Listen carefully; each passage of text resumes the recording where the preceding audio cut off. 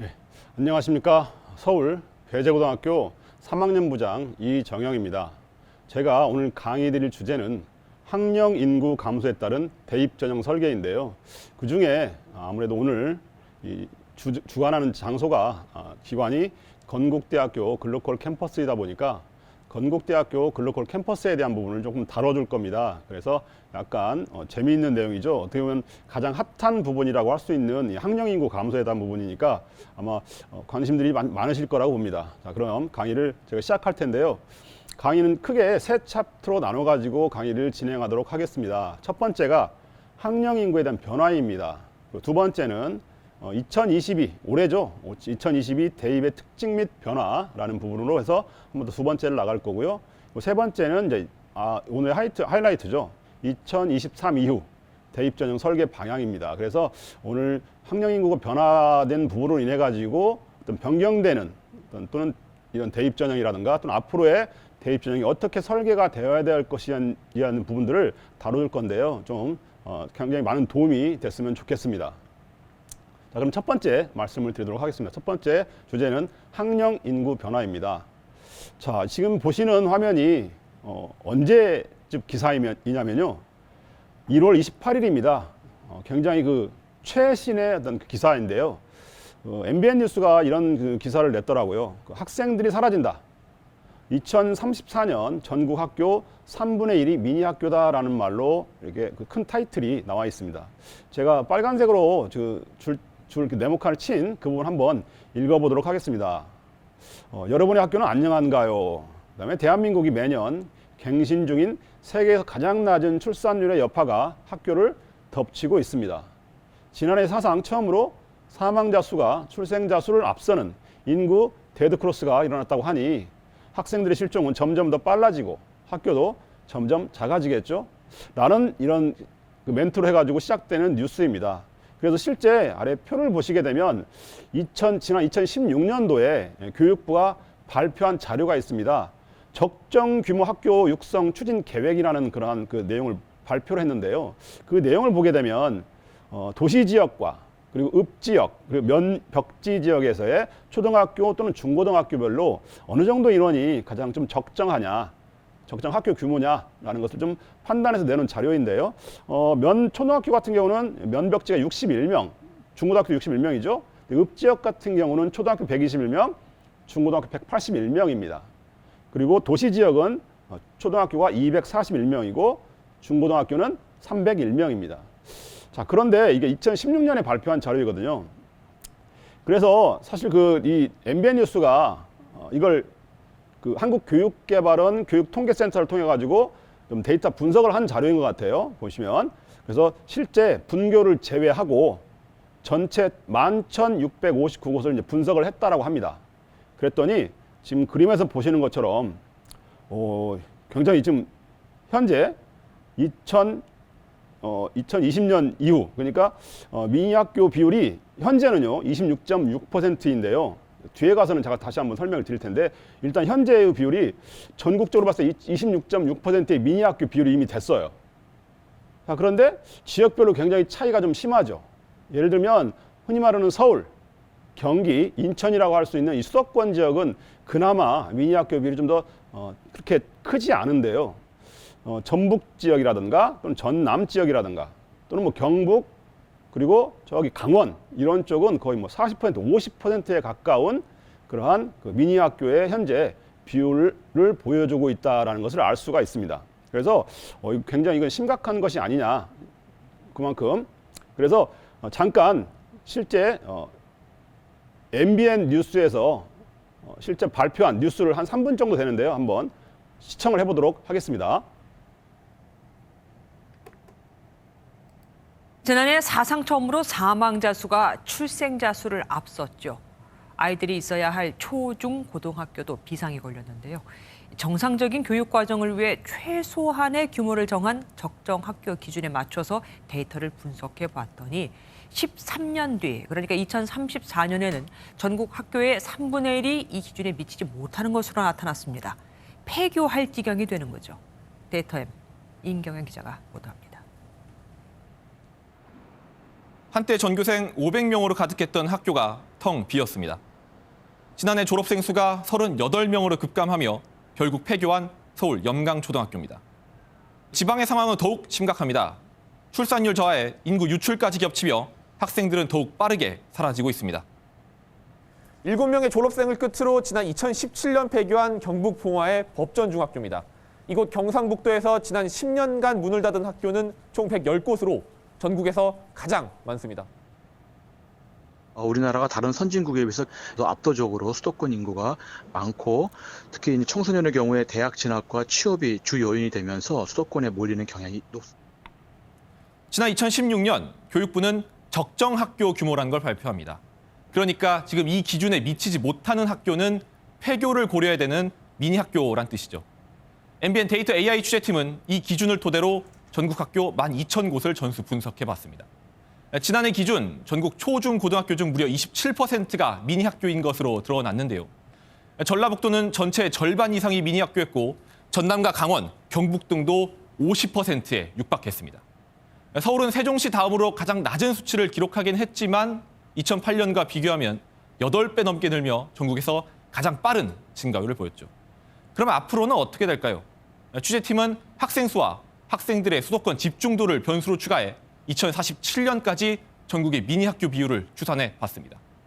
2034년에는 전국 학교 중 3분의 1이, 2047년에는 무려 40%에 가까운 학교가 미니 학교로 쪼그라들 것으로 분석됐습니다. 이런 미니 학교들은 정상적인 교과 운영이 어려울 뿐더러 재정 측면에서도 불안정할 수밖에 없는데요. 그러나 농어촌 학교가 문을 닫으면 지역 학생들의 학습권이 침해되고 지역 인구의 이탈로 직결되기 때문에 무조건 통폐합하기도 어렵습니다.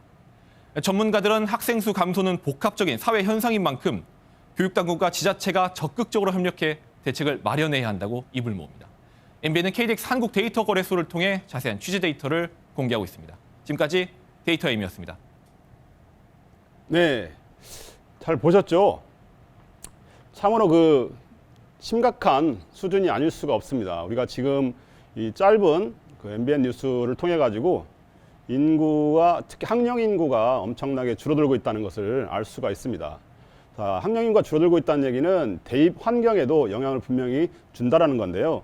지금 이 자료는 통계청에서 발표한 자료를 근거로 해서 제가 한번 작업을 또 해봤습니다.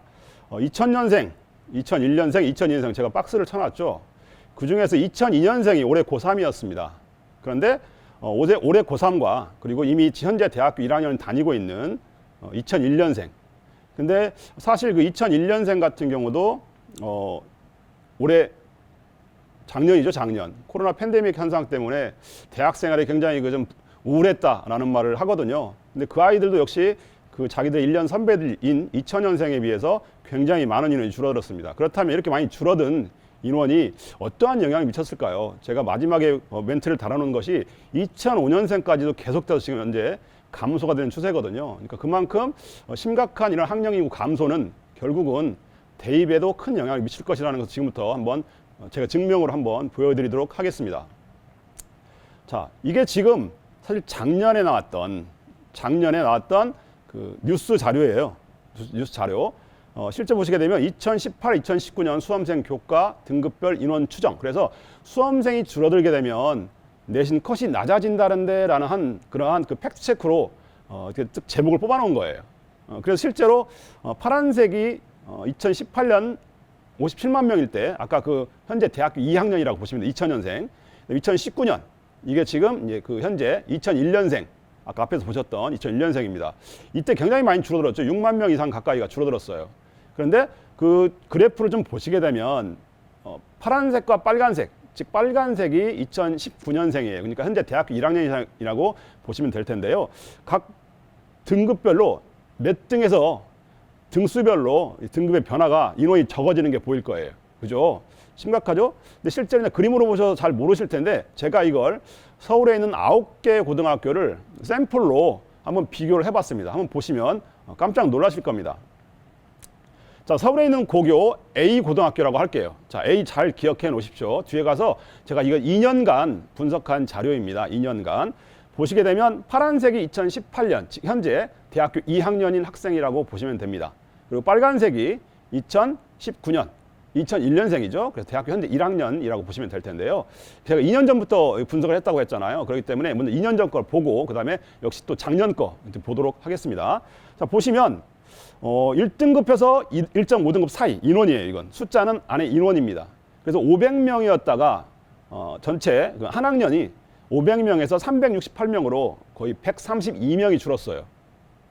학년 인원이 굉장히 많이 줄었죠. 굉장히 많이 줄었습니다. 이렇게 같은 학교 내에서의 인원이 132명이 줄었을 때 인원 차이는 이렇게 등급을 받는 인원 차이가 이렇게 심각하게 많이 난다는 것을 알 수가 있습니다. 자, 그다음에 이제 두 번째는 서울에 있는 고등학교 C 고등학교입니다. 여기는 498명이었는데요. 387명으로 여기도 역시 마찬가지로 100명이 넘는 인원이 역시 2000년생과 2001년생의 차이라는 얘기죠. 역시 심각하죠. 인원이 이렇게 많이 줄었다라는 것을 알 수가 있습니다.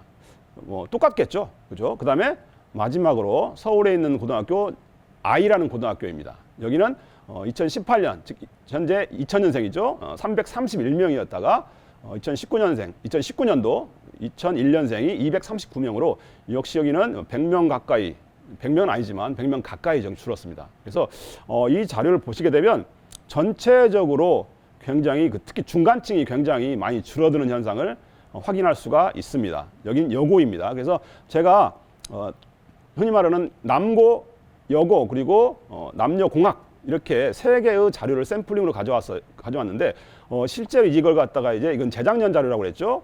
작년 걸로 한번 또 비교를 해볼게요. 여기는 이제 작년 자료입니다. 2021 대입이라고 썼죠. 2021 대입, 2020 대입이니까 2020 대입이 작년 2001년생이고요. 그 다음에 2021 대입이 올해 2002년생이라고 보시면 될 것 같습니다.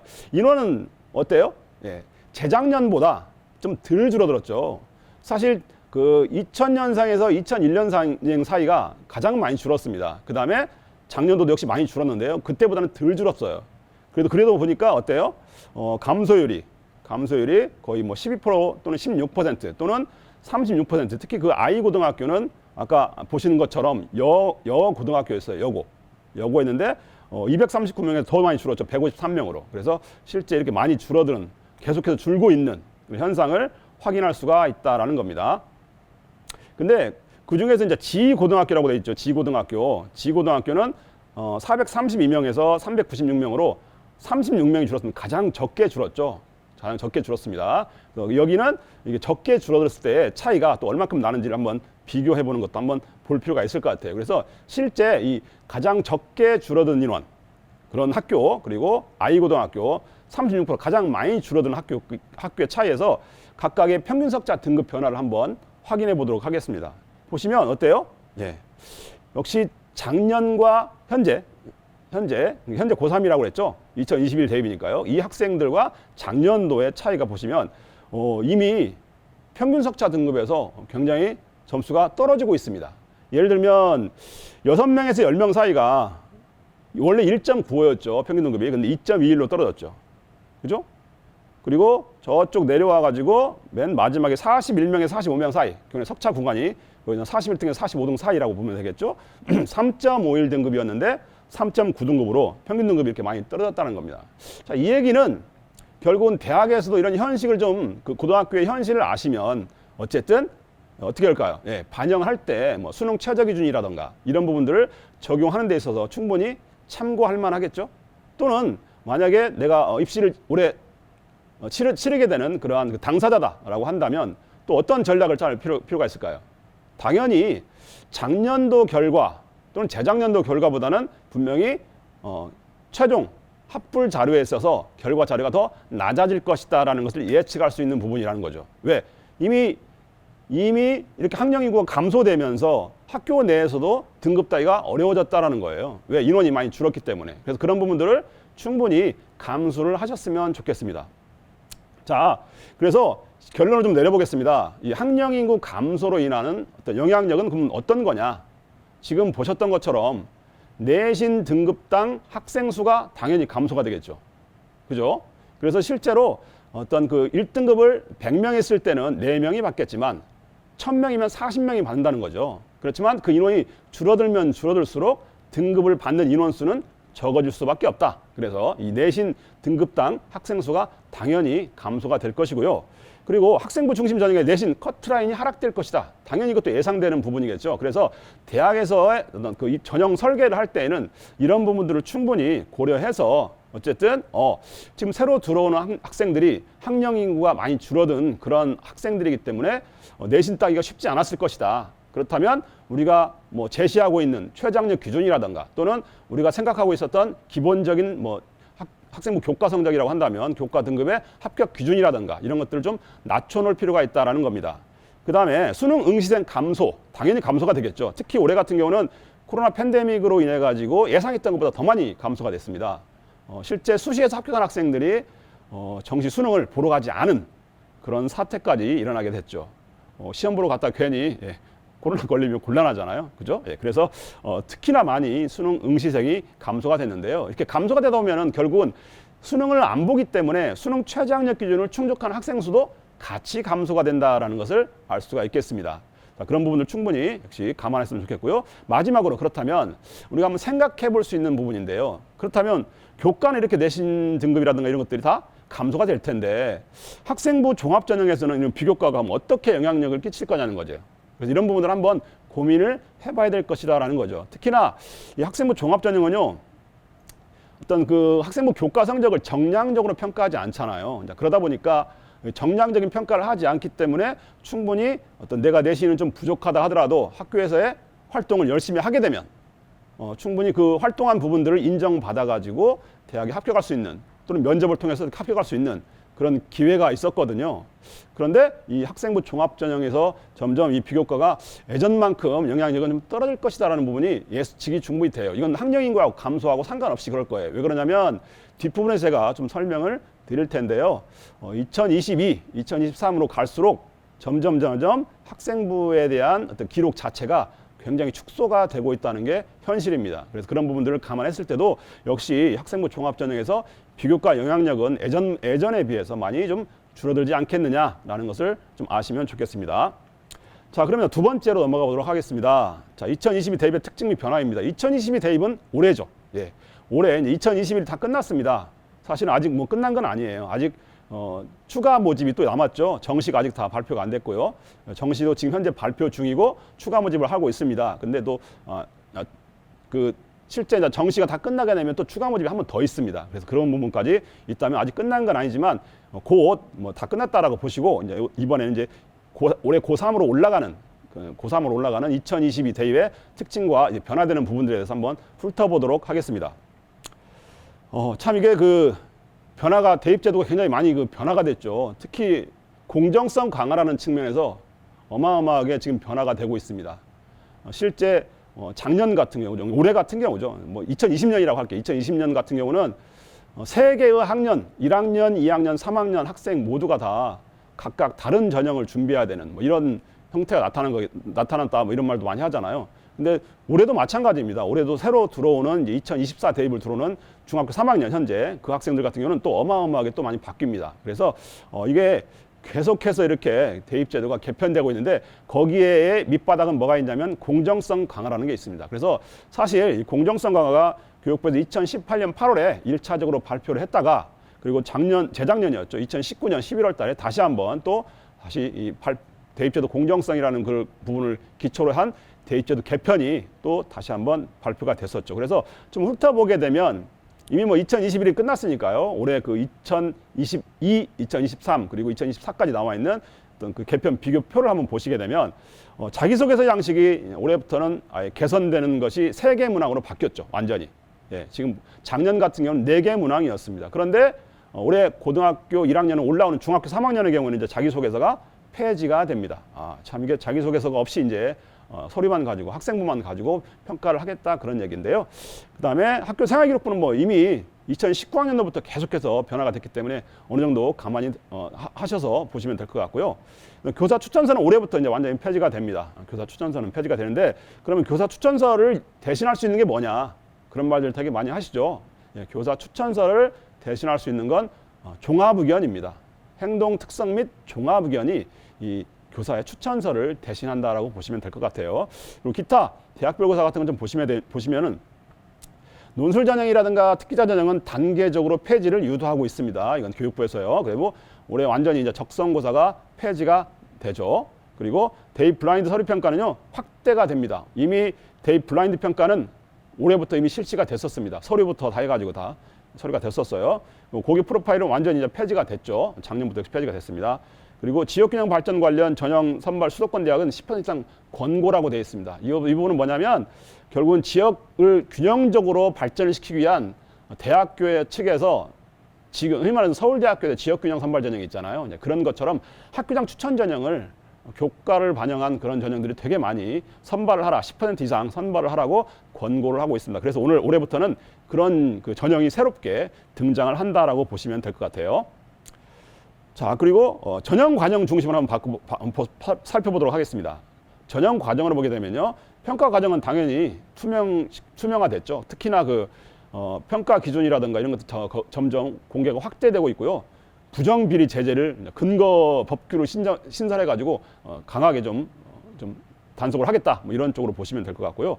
선발 결과 공시입니다. 지금까지는 뭐 대학별로 고교 유형별 합격자 수를 공지를 하고 그랬는데요. 이제는 지역별 합격자 수도 공지하고 그다음에 고교 유형별로도 공지를 해야 되고 좀 더 다양하게 많은 정보를 흔히 말하는 학생부 수험생들에게 이제 제공을 해서 그런 자료를 근거로 해서 미리미리 준비할 수 있도록 해야 된다라는 것이죠. 그다음에 나머지 것들은 거의 비슷한데요. 적성고사 폐지된 것만 보시면 될 것 같습니다. 자, 그다음에 수능 및 출제 범위, 여기도 많이 바뀌었죠. 특히 올해 이제 처음으로 수능이 좀 약간 바뀝니다. 바뀌는데 선택 교과가 생기죠. 그죠? 그래서 수능 위주 비율이 아무래도 이제 올해부터는 30% 이상을 이제 선발을 하라라고 이제 권고하고 있습니다. 그래서 여기를 만약 어길 시에는 이제 재정 지원을 연계해가지고 어떤 뭐 압박을 가하겠다, 뭐 이런 것도 약간 있거든요. 그런데 뭐 수능 최저 기준을 활용하는 것에 대해서는 어쨌든 대학 자율적으로 하라라고 일단 그렇게 판단을 해주고 있습니다. 그런데 수능 출제 범위가 국어, 수학 특히 많이 바뀌었죠. 특히 국어 같은 경우도 공통으로는 독서하고 문학이 공통이고요. 그리고 선택으로는 화법과 장문 그리고 언어와 매체 중에 하나를 택해가지고 보는 걸로 바뀌었고요. 수학이 또 많이 바뀌었습니다. 수학은 독서와 여기 수학 1과 수학 2가 이제 공통으로 보면 되고요. 그리고 학류과 통계 그리고 미적분과 기하 이렇게 세 중에서 하나를 선택하는데 대체적으로 흔히 말하는 우리가 좀 가고 싶어하는 대학들, 최상위권 대학들, 뭐 상위권 대학들, 서울에 있는 대학들이 대체적으로 자연계열 같은 학과, 그런 학과라고 한다면 미적분이라든가 기하를 보지 않으면 또 원서를 쓸 수 없는 그런 좀 약간 반강제적으로 이렇게 규정을 정해놓고 있죠. 그래서 그런 부분은 약간 안타깝긴 한데요. 어쨌든 이 선택 과목으로 해서 나눠져 있다라는 것을 아시면 될 것 같고요. 탐구 과목입니다. 탐구 과목도 많이 바뀌었습니다. 특히 예전 같으면 인문계열 그러면 사회탐구만 보고 자연계열 그러면 과학탐구를 보면 뭐 이렇게 나눠졌잖아요. 근데 올해부터는 뭐 계열 자체가 이제 구분 없이 무조건 2과목만 선택해서 보시면 된다라는 걸로 바뀌었습니다. 그리고 마지막에 가장 많이 바뀐 것은 역시 제2외국어죠. 제2외국어 한문 영역인데요. 이 제2외국어 한문 영역이 지금 올해부터는 절대평가로 완전히 바뀝니다. 그래서 절대평가로 바뀌면서 아마 예전 같으면은 정시에서 이 제2외국어 한문 영역이 탐구 하나를 대체하는 그러한 대학도 제법 있었거든요. 이제 그런 상황이 아마 오지 않을 것 같다라는 생각이 듭니다. 아무래도 이제 절대평가로 바뀌면 뭐 아랍어를 보는 학생도 적을 것이고, 그죠? 아랍어를 우리나라 같은 경우는 아랍어를 배우는 학교는 없는데 거의 굉장히 많은 인원이 아랍어를 봤잖아요. 이제 그런 일은 거의 없을 것이다라고 얘기를 하고 있습니다. 어쨌든 절대평가는 원점수에 따라서 등급을 매기는 거기 때문에 그래요. 자, 그래서 근데 또 재밌는 건 2023 대입 정시는 이때부터는 이제 40%를 선발하는 걸 또 역시 권장하고 있습니다. 그런데 올해 같은 경우는 좀 조기 달성하라라는 말들을 지금 많이 압력을 넣고 있죠. 그래서 2022 대입부터 40% 이상 선발하는 그런 대학도 사실은 존재를 합니다. 참고로 알아두시기 바랍니다. 자, 대입 전형 구조 개편. 이게 지금 현재 그 자료를 내놓은 교육부에서 내놨던 그러한 보도 자료를 참고로 해서 좀 말씀 좀 드리면 거기 이렇게 써 있습니다. 그래서 학종과 논술 전형 쏠림 현상이 심한 서울 소재 대학을 중심으로 수능 위주 전형을 확대하겠다라고 되어 있습니다. 이게 이제 아까 말씀드렸던 이제 공정성과 관련된 그런 부분이에요. 서울 쪽에 있는 그런 대학들이 학종이 굉장히 많이 늘었죠. 최근 들어서 엄청나게 많이 늘었습니다. 그리고 논술 전형도 좀 약간 여전히 계속 존재를 하고요. 그러다 보니까 이런 부분들에 대해서 약간 제재를 가하기 위해서 수능 위주 전형으로 이제 확대를 해라, 정시를. 그런 의도로 보시면 될 것 같아요. 그래서 첫 번째가 정시 수능 위주 전형 확대인데요. 현재는 고등학교 2학년과 고등학교 1학년에 해당되겠죠. 2022, 2023이니까요. 이제 앞으로 이제 고3, 고2로 올라가는 학생들에 해당된다는 거죠. 그래서 2023학년도까지 수능 위주의 전형을 40% 이상 완성을 시켜라라는 게 이제 그 대입 그 공정성 방안에서 발표했던 교육부의 입장이다라고 보시면 될 것 같습니다. 실제로 근데 올해부터 이미 이걸 갖다가 40%까지 한번 했으면 좋겠다라고 지금 현재 약간 권고 사항이라고 보시면 될 것 같아요. 다시 뭐 계속해서 보도록 하겠습니다. 특히 그 대입제도 개편 보도자료를 보게 되면 2022학년도 대입제도 개편 방안의 주요 내용 해가지고 나와 있죠. 거기에 보시면 아까 설명드렸던 내용인데요. 이렇게 글로써 다시 한번 보시면 좀 더 잘 들어오실 것 같아서 수학이라든가 또는 과학 선택 과목에 기하 및 과학 2를 포함시켰다. 그리고 국어, 수학, 탐구는 상대평가를 하고 영어, 한국사, 제2외국어 한문은 절대평가로 한다라는 부분이 있고요. 그 밑에 좀 박스는 쳐놓지 않았지만 수능에서 EBS 연계율이 기존 70%에서 이제 50%로 축소해서 반영하다, 간접 연계를 하자라고 이렇게 좀 축소된, EBS 연계가 좀 축소된 부분입니다. 그리고 영역별 수능 영역별 문항수와 시험 시간입니다. 시험 시간이라든가 문항수는 바뀌지 않았습니다. 그런데 이제 출제 범위가 좀 바뀌었죠. 그래서 공통에서는 수학이나 국어 마찬가지로 공통에서 75%를 출제를 하고 선택 과목에서 25% 정도를 출제를 하라라고 이렇게 변경이 됐습니다. 실제 이렇게 해가지고 예시 문항이 나와 있는데요. 교육과정 평가원에 가보시면 현재 2022 대입과 관련된 수능 예시 문항이 탑재되어 있습니다. 그걸 참고해서 보시면 아마 큰 도움이 되실 거라고 봅니다. 자, 이건 뭐 아직 수능 성적표는 나오지 않았지만 이렇게 나올 거라는 것이 예시 자료입니다. 빨간색을 잘 보시게 되면 영역에 표준 점수 100분이 등급이 있는데 그 위에 선택 과목이라는 걸로 이렇게 되어 있죠. 그래서 국어 영역에 이렇게 화법과 작문을 받거나 뭐 언어와 매체를 받거나 이렇게 기록이 되겠죠. 수학도 마찬가지입니다. 확률과 통계를 받거나 미적분을 받거나 또는 뭐 기하를 받거나 뭐 이런 식으로 해서 거기 표시가 되겠죠. 그리고 맨 마지막에 제2외국어 한문 영역 또 독일어 같은 경우를 받거나 근데 거기도 표준 점수나 100분위가 이제 거기 표기가 안 되고 등급만 달랑 나오는 그런 결과가 나타납니다. 특히 탐구 영역에도 제가 파란색으로 생활과 윤리하고 지구과학 원이라는 각각 사회탐구와 과학탐구 각각 한 과목을 제가 이렇게 집어넣어 가지고 가져온 자료입니다. 그래서 예시인 거니까요. 아마 이렇게 나올 거라고 봅니다. 이런 식으로 성적표가. 자, 다시 한번 좀 더 학생부 이제 좀 비교를 해볼게요. 학생부에 대해서의 이 주요 항목 내에서 비교과 영역을 어떻게 개선해 나가느냐 그런 부분인데요. 사실 아까 제가 그 학령 인구 감소에 따른 비교과의 영향력은 그런 질문을 제가 남겨놨었잖아요. 그죠? 그래서 사실 이 부분을 보시게 되면 이제는 점점 갈수록 비교과 부분도 영향력이 크지 않겠다라는 것을 알 수가 있어요. 왜 그러냐면 현재 고2와 고1, 2022와 2023의 대입 그 자료를 보게 되면 굉장히 내용이 많이 지금 글자 수가 줄었어요. 현재는 이미. 그런데 2024를 보시면 현재 중3이라는 얘기는 이제 고등학교 1학년 입학하는 올해 들어오는 그런 친구들인데요. 이건 뭐 거의 학생부를 반영하지 않겠다 그런 뜻도 상당히 많이 내포가 되어 있습니다. 거기 보시게 되면 수상 경력도 대입에서 반영하지 않죠. 그리고 독서 활동도 대입에서 반영을 하지 않습니다. 그리고 봉사활동도 개인 봉사활동도 역시 반영하지 않고요. 그리고 영재 발명교육도 역시 아예 반영을 하지 않습니다. 그리고 자율동아리라든가 또는 청소년단체도 역시 반영을 하지 않는 그런 형태라고 보시면 됩니다. 그러니까 상당수가 많이 반영을 안 한다. 결국은 뭐냐 그러면 남아있는 게 교과 세특만 남아있죠. 그죠? 교과 세특 그 정도 하고 그리고 학교 생활기록부 중에서는 이제 종합의견 같은 경우 또는 진로 이 정도는 여전히 남아있긴 합니다. 그런데 이런 부분도 사실 올해 2022부터 굉장히 내용이 좀 많이 줄어들었고요. 또 이렇게 그 보완, 내용, 글자 수도 줄었지만 뭐 어떤 제재를 가하는 부분들 있잖아요. 또는 뭐 중복해서 쓰지 못한다라든가 이런 것들이 되게 많이 많아졌습니다. 특히나 그 수상 같은 경우도 한 학기당 한 건만 반영하도록 하는 부분이 올해부터 이제 드디어 적용이 될 거예요. 자, 그래서 이런 부분들이 약간 어쨌든 많이 변경되는 부분이긴 한데요. 그러다 보니까 그 대입제도 공정성 방안이라는 명목 하에 이런 학생부가 반영되는 것들, 즉 비교과가 반영되는 것들이 굉장히 지금 많이 축소되었다라는 것을 아실 수가 있습니다.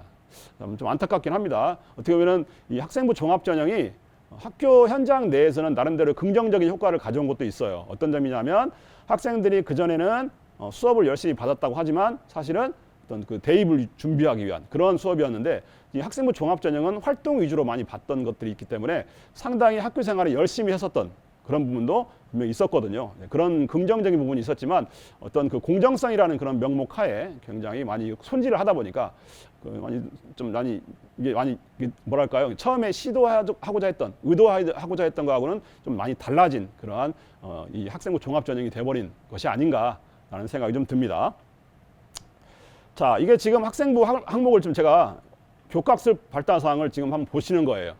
특히나 이 세부 능력 및 특기 사항은 여전히 중요하다라고 그랬죠. 그래서 이 세부 능력 및 특기 사항은요, 학생 참여형 수업 및 수업과 연계된 수행 평가 등에서 관찰한 내용을 입력한다라고 되어 있습니다. 그런데 제가 그제도 한번 그 대학에서 모의 평가로 들어갔었는데요.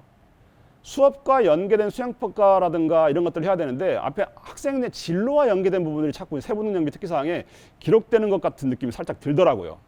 그렇다면 이게 약간 우리가 의도했던 것대로 들어가지 않는다, 보여지지 않는다라는 것들을 좀 보실 수가 있는 그런 내용인데요. 어쨌든 세부 능력 및 특기 사항이라는 것은 이제 교과 학습 발달 상황 내에서 들어가 있는 것 때문에 결국은 교과에서 성취하고자 했던 것들이 뭐냐, 이루고자 했던 것들이 뭐냐, 그런 목표를 달성하기 위한 내용들이 들어가야 되는데 약간 그 대학을 입학하기 위한 그런 내용으로 구성되어 있지 않느냐라는 것들이 좀 많은 좀 우려되는 부분이다라고 할 수가 있겠습니다. 그래서 보시게 되면 이 고등학교 과목별 세부 능력 특기 사항은 기초교과라든가 또는 탐구교과의 과목은 모든 학생에게 입력하고 그 외의 과목은 교육청을 고려해서 학업성적관리위원회 심의를 통해 정한다라고 되어 있죠. 근데 최근에 나온 2021학년도 걸 보시게 되면 지금 현재 코로나 팬데믹으로 인해 가지고 다 입력하라고, 모든 교과에 대해서 전 학생에게 대해서 지금 다 입력하라고 이렇게 또 약간 바뀐 부분이 있더라고요. 그래서 이런 부분들 약간 변화된 학생부 학교 생활기록부 작성 그 기록 매뉴얼이 있거든요. 그걸 이제 참고해서 보시면 될 것 같습니다. 제가 이제 그 전에 이건 2020학년도 걸 제가 가져온 거기 때문에 2021학년 거를 좀 다시 한번 참고해서 보시면 더 도움이 될 것 같습니다. 자, 이건 작년 11월 달에 드디어 이제 교과 세트 기재 예시가 교육부에서 만들어서 배포를 했습니다. 이 자료는 어쨌든 교과 세특을 모든 학생에게 다 써달라라고 이렇게 했던 그 나름대로 거의 의무적으로 하다 보니까 그럼 어떻게 써야 되느냐 선생님들도 참 난감했다는 부분이 많아요. 특히 내 수업 시간에 정말 열심히 했던 아이는 써줄 게 많은데 어떤 친구는 와서 하루 종일 잠만 자고 가요. 이럴 때는 어떻게 써줘야 되느냐. 다 써주긴 써줘야 되는데 잠만 자고 갔다라고 써주긴 좀 그렇잖아요.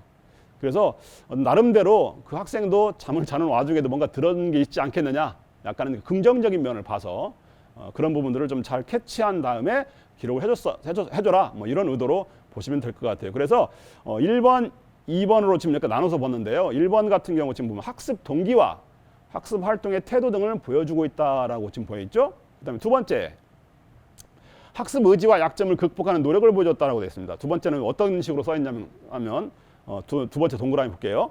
2학기에는 수학의 문제 해결력을 향상시키기 위해 수학 멘토링 프로그램에 자발적으로 참여하여 점심시간과 방과 후 15분씩 주 2회씩 참여하는 노력을 했다라는 거예요. 그러니까 학습에 대한 의지 또는 본인이 약점을 극복하려는 부분들이 이렇게 드러나 있다라는 것을 이렇게 잘 세특에 기록을 해주면 된다 그런 얘기예요. 그리고 마지막으로 학생 성장 의지와 노력이에요. 그러니까 혹시 학생이 너무 잠만 잤어요. 그러면 이 성장 의지에 대한 부분을 좀 더 부각시켜서 기록을 해주면 되겠죠. 활동지를 수업 중 활동지를 완성하지는 못하는 경우 늦더라도 끝까지 이렇게 하려고 하는 등 성장하는 부분을 보여주고 있다. 이렇게 약간 긍정적으로 써져 있죠. 그래서 어쨌든 쉽지만은 않습니다. 모든 학생을 기록한다는 것은 같은 교사 입장에서 본다면 그렇지만 이런 부분들을 지금은 이제 전체를 다 학생을 대상으로 입력을 해야 되는 부분이기 때문에 평상시에 잘 관찰하고 계시다가 이런 부분을 세특에 잘 기록을 해주시면 좋겠습니다. 자, 개정교육과정 이야기 안 할 수가 없죠. 2022 대입에서는. 그죠? 특히 2015 개정교육과정의 기본 취지가 뭐냐면 미래의 창의 융합 인재를 육성하는 게 기본 취지예요. 그래서 지식을 전달하는 게 아니라 결국 미래에는 역량을 키워야 된다. 그런 의도로 2015 개정교육과정이 만들어졌다라고 보시면 됩니다.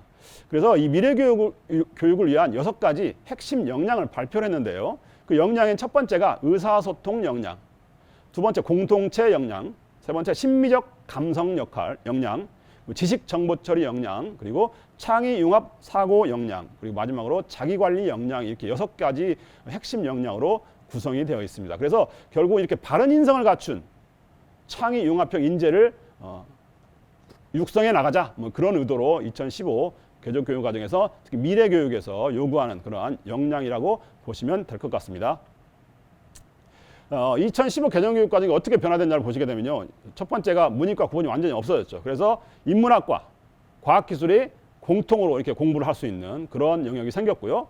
그다음에 공통 과목이 도입됐습니다. 그래서 국어, 수학, 영어, 한국사, 통합사회 통합과학, 그리고 과학탐구실험이라는 공통 과목이 도입이 돼서 보통 고등학교 1학년 들어오게 되면, 입학하게 되면 이런 형태로 많이 공부를 하게 되죠. 그다음에 2학년, 3학년 올라가게 됩니다. 선택 과목이 다양화됩니다. 그래서 공통 과목 플러스 일반 선택 과목, 그리고 진로 선택 과목 등을 해서 나눠서 이렇게 공부를 하게 됩니다. 그리고 국어, 수학, 영어에 대한 비중이 적정화되어 있다는 거예요. 지금까지는 국수형에 대한 부분들이 상당히 많이 치우쳐져 있었죠. 그래서 단위가 90단위 정도를 이수하도록 되어 있었는데요. 국어, 수학, 영어에 대한 부분을 84단위 정도로 약간 축소하고 다른 영역, 즉 진로를 고려한 그런 선택 과목들을 좀 더 많이 선택해서 공부할 수 있도록 해주자라는 것이죠. 그다음에 참여형 수업이 확대되었다라고 보시면 됩니다.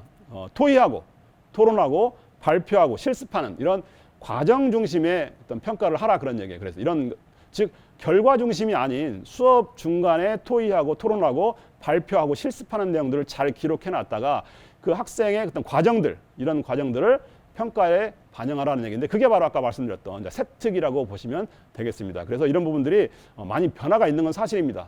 변화가 있는 건 아니, 이런 변화가 사실 굉장히 이제 긍정적인 효과는 많이 있다라고 했죠. 그래서 수업에도 많이 변화가 생겼고 이런 내용들이 학종에서 많이 또 활용이 된다라고 보시면 될 것 같아요. 자, 어떻게 평가하느냐입니다. 2015 개정교육과정이요. 지금 보시면 2019 입학생, 현재 고등학교 2학년이죠. 2019 입학생. 근데 현재는 고2인데 이제 2019, 2020, 올해가 2021년이잖아요. 이제 현재 고등학교 3학년 올라간 학생들입니다. 이제 그래서 보통 교과에서는 공통 과목이 9등급으로 나눠졌죠. 그죠? 그다음에 일반 선택 과목도 역시 9등급입니다. 그런데 진로 선택 과목이 이제는 뭘로 바뀌었냐면 성취도별 분포 비율이라는 걸로 바뀌었습니다. 그리고 전문 교과가 있는데요. 전문 교과 1이 있고 2가 있습니다. 전문 교과 1 같은 경우는 9등급으로 해서 역시 나오고 있습니다. 그래서 밑에 제가 좀 해설을 좀 달아놨는데요. 공통 과목 같은 경우는 원점수와 평균, 표준편차 등급들이 나옵니다. 일반 선택도 마찬가지고요. 그리고 진로 선택 과목인데요. 실제로 원점수, 평균, 표준편차 등급이 올해 고3 한 해에서만 제공이 됐었습니다. 올해 고3. 네, 근데 이제 지금 현재는 고등학교 2학년, 3학년 올라간 학생들 같은 경우는 2022 대입으로 봐야 되니까 성취도로 바뀌었다는 거죠. 그래서 원점수와 평균, 성취도 비율까지 이렇게 나와 있는 형태가 올해 고3 올라가는 학생들의 진로 선택 과목의 표기 방법입니다. 성적 표기 방법. 그래서 이런 부분들을 잘 변화된 부분들을 좀 확인하실 필요가 있을 것 같습니다. 자, 진로 선택 과목의 대입 반영 방법을 좀 보시게 되면 이렇게 바뀝니다. 자, 그래서 과학과 수학, 이게 진로 선택 과목인데요. 하나는 둘 다 화학 2, 하나는 기하인데요.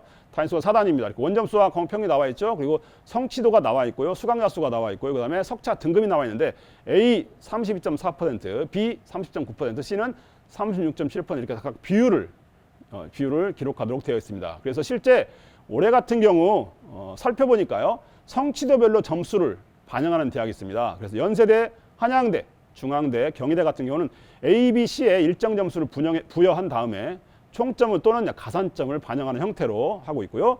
성취도별로 비율을 또 아예 지정해가지고 또 각각 다르게 하는 대학도 있습니다. 예를 들면 대표적으로 고려대학교하고 서강대학교가 그렇게 하는데요. 해당 비율을 주는 겁니다. 예를 들면 고려대학교 30% 준 학교하고 20%를 A를 준 학교하고 각각 다르게 평가할 수 있다 그런 얘기예요. 약간 의미가 있다는 얘기죠. 이 부분도. 그다음에 성취도 등급을 바꿔주는 경우입니다. 숙명여대 같은 경우는 A와 B와 C에 등급을 부여한 다음에 등급 점수로 다시 적용해주는 방식이고요. 원점수와 평균을 반영하는 대학도 있습니다. 물론 이제 이화여대 같은 경우가 아직 세부 내용은 발표를 안 했지만요. 올해 이제 4월달 되면 모두 다 발표를 하겠죠. 4월달 되게 되면 우리 수시가 이제 전형 요강이 발표가 될 거예요. 5월 전에 발표가 돼야 되니까 그때 되면 또 자세하게 아실 수가 있습니다. 적용하지 않은 대학도 있습니다. 서울대 같은 경우도 교과 정량 평가를 반영하지 않고요. 그다음에 성균관대 정성 평가로 하고 있고요. 그다음에 한국외대, 서울시립대, 동국대 같은 경우도 역시 진로 선택 과목을 정성 평가로 평가하겠다라고 이렇게 발표를 한 걸 알 수가 있습니다. 자, 마지막입니다. 2023 대입 전형 설계 방향입니다. 제 건국대학교 글로컬 캠퍼스의 어떤 기준 자료를 가지고서 이제 좀 말씀을 드릴 텐데요. 참 그 작년 10월 28일 날 서울대학교가 제일 먼저 2023학년도 대입 신입학생 그 입학 전형을 예고사항을 발표했죠. 이거 발표하고 나서 굉장히 많이 좀 떠들썩했었죠. 좀 먼저 그래서 서울대학교에서 발표한 자료를 한번 훑고 넘어가도록 하겠습니다. 자, 보시면 2023학년도 대학 신입학생 입학 전형 예고사항 발표라고 되어 있는데요. 정시 모집에 교육과정 이수 충실도를 반영하는 교과 평가를 도입을 하겠다라고 이렇게 했습니다. 자, 그리고 정시 모집에서 지역균형 전형을 신설하겠다. 그리고 수시 모집에서는 지역균형 전형의 수능 최저학력 기준을 완화시키겠다. 이렇게 발표를 했습니다. 자, 이 보도자료 좀 해석을 해보면요, 좀 재밌습니다. 특히 그 서울대학교라는 데는 아무래도 또 모든 전국에 있는 모든 학생뿐만 아니라 학부모 그리고 선생님까지 교사들까지 전부 다 이 바라보는 시각이 다 똑같죠. 예, 그래서 이 서울대학교는 학교 교육에 중심을 둔 대학 입학 전형의 기본 방향을 유지한다라고 이렇게 먼저 이렇게 서두를 밝히고 교과 이수 및 가산점을 언제 올해 2022 대입에서는 교과 이수에 대한 가산점을 도입했거든요. 가산점을. 그래서 어떤 교과를 이수했을 때 가산점을 1점 주고 가산점 2점 주고 이런 식으로 해서 변경을 시켰습니다. 이미. 그런데 1년도 안 돼서 2023학년도 같은 경우는 정시 모집에서 드디어 교과 평가를 아예 반영하겠다, 실시하겠다라고 이렇게 또 크게 작년 10월에 발표를 했습니다. 보도자료 이렇게 내놨습니다. 좀 보게 되면요, 밑에 제가 표로 좀 그려놨죠. 정시 모집에서 특히 수능 위주 전형인데요. 정시는 거의 대부분 수능 위주 전형이잖아요. 근데 2021 올해 같은 경우죠. 올해 다 끝났습니다. 올해 끝났는데 사실 오늘 발표만 남았어요. 정시 합격자 발표만. 그래서 보게 되면 수능 100%로 했었죠. 그리고 출결이라든가 봉사, 교과 이수 기준을 감점 자료로만 활용을 했었습니다. 올해. 그런데 올해부터 이제 바뀌는 2022 대입. 근데 군도 바뀝니다. 모집하는 선발 군도 바뀌어요. 그래서 올해까지는 가군에서 선발했지만 올해까지는 내년 2022 대입부터는 이제 나군에서 선발하는 그런 입장이라고 보시면 됩니다. 그런데 나군에서 선발하면서 수능 100%로 선발을 해요. 수능 100%로. 그리고 교과 이수 가산점을 반영한다고 그랬죠. 그래서 교과 이수 가산점을 반영하겠다. 그래서 어떤 교과를 공부해가지고 와라 이렇게 돼 있었어요. 그래서 예를 들면 일반 교과 플러스 진로 교과 몇 과목 이렇게 했을 때 가산점을 주는 그런 형태가 서울대학교 올해 정시에서 반영되는 그러한 형태라고 보시면 될 것 같고요. 그리고 출결 여전히 봉사 또는 교과 이수 기준을 반영을 감점 자료로 역시 활용을 하겠다라고 되어 있습니다. 자, 그리고 이제 내년 올해가 아니라 내년이죠. 2023 대입에서는 어떻게 바뀌느냐? 지금 발표한 것처럼 올해 발표했으니까 작년 10월 달에 발표한 거 좀 인용을 해볼게요. 자, 정시에서 지균이 생겼다고 그랬죠. 지균이 생겼는데 수능 60과 교과 40으로 해서 아예 이게 지금 이제 단계별 전형이 아니라 일괄 전형으로 해서 선발하는 걸로 바뀌었습니다. 그래서 수능 60 플러스 교과 40이에요. 자, 교과가 40 들어간다고 하니까 교과 반영이 엄청 많은 것처럼 보이잖아요. 제가 실제 어느 정도 들어가는지를 뒤에 가서 한번 분석한 자료를 가지고서 한번 설명을 드리도록 하겠습니다. 자, 일반 전형인데요. 일반 전형은 1단계에서 즉 단계별로 전형을 하는데요. 단계별로 하는데 1단계 수능으로만 100% 정도로 한 2배수 정도를 뽑을 것 같아요. 그죠? 그래서 그렇게 뽑고 그런 다음에 그 뽑아진 학생을 대상으로 이제 교과가 20%가 반영이 되는 그 정도라고 보시면 될 것 같습니다. 그래서 좀 더 자세하게 한번 분석을 해보도록 하겠습니다. 자, 정시 모집에서의 교과 평가가 어떻게 도입이 되는지 볼게요. 자, 2022학년도에 정시 모집에서 도입된 교과 이수 가산점을 이제 개편했어요. 2023 같은 경우는요. 그래서 교과 이수 및 학업 수행의 충실도를 평가하겠다라고 이야기는 합니다. 그런데 아무래도 이 교과 평가를 할 때 지균과 정시 모집 일반 전형에서 실시하는데 실제 어떻게 하면 반영할까를 굉장히 궁금해했는데 여기 보시게 되면 3개, 즉 A와 B와 C 등급으로 나눠서 절대평가 방식으로 이루어져서 반영을 하겠다라고 이렇게 발표를 해놓고 있습니다. 그래서 보시는 것처럼 정시 모집 지역균형에서는 수능 60점과 교과 평가 40점이라는 걸로 이렇게 했고요. 정시분 일반 전형은요. 1단계에서 수능 100%로 해서 했고요. 그다음 2단계로 넘어왔을 때 이때 1단계 성적 80점 그리고 교과 평가 20점으로 해서 분류해 가지고 이렇게 선발을 한다라고 바뀌었습니다. 자, 그래서 지금 현재 산출 방법입니다. 점수 산출 방법을 보시게 되면 수능입니다. 첫째, 지역균형이에요. 첫 번째 지역균형 한번 알아볼게요. 자, 지역균형은 전형 방법이 어땠죠? 네, 수능 60과 교과 40이었어요. 그죠? 자, 그러면 실제 이게 두 가지의 그 어떤 그 항목이 나올 수가 있습니다. 그래서 첫 번째, 모집 단위 지원자 중에 최고점에서 최저점을 갖다가 뺐어요. 예를 들면 1000점 만점이라고 했을 때 1000점 만점 하지 말까요? 그냥 쉽게 해서 100점 만점이라고 해볼게요. 100점 만점이라고 했을 때 어떤 친구는 95점짜리가 들어왔고요. 어떤 친구는 뭐 94점짜리 들어왔고요. 그런데 최고 잘 맞은 친구가 95점이라고 해볼게요. 그런데 가장 밑에 넣었던 수능 점수가 예를 들면 95점보다 15점이나 더 차이가 이상이 난 경우에죠. 그러니까 85점 이하로 내려간 경우겠죠. 95점이니까 80점 이상 이하로 내려갔겠네요. 15점 차이 나는 거니까 95점 1등, 79점 이런 식으로 나눈 거겠죠. 그래서 15점 이상의 점수가 차이가 나게 되면 이런 형태로 계산하겠다 그런 얘기예요. 그래서 보면 15점 곱하기 지원자 점수에서 모집 단위 최저점을 빼고 그 다음에 다시 모집 단위 지원자 중에서 최고점에서 모집 단위 중 최저점을 뺀 그걸 나눕니다. 그런 다음에 더하기를 45점을 해줘요. 그래서 기본적으로 45점은 기본 점수라고 보시면 될 것 같아요. 그래서 이해 가시죠? 왜? 무조건 일단 45점을 더해주기 때문에 그래요. 그래서 기본 점수가 45점이 일단 들어간다.